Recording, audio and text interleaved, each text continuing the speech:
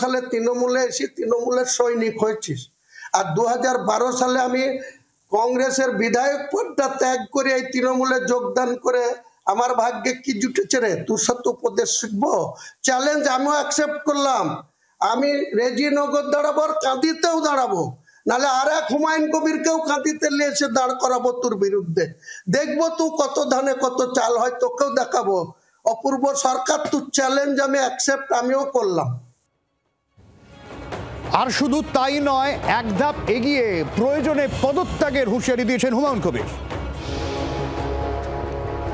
হুমায়ুন কবিরের বিরুদ্ধে শুধু অ্যাকশনটা নেই, হুমায়ুন কবিরকে কেবল সাসপেন্ড করবে, তো বিধায়ক পদ নোটিশ যতক্ষণ না হচ্ছে ততক্ষণ বিধায়ক পদে আছি, থাকবো, কোনো ওই বুকামি করব না। 2012 সালে মমতা ব্যানার্জির উপরে ভরসা করে 18 মাসের মাথায় যেটা রিজাইন দিয়েছিলাম 20 নভেম্বর 2012, সেই বুকামি আর করবো না।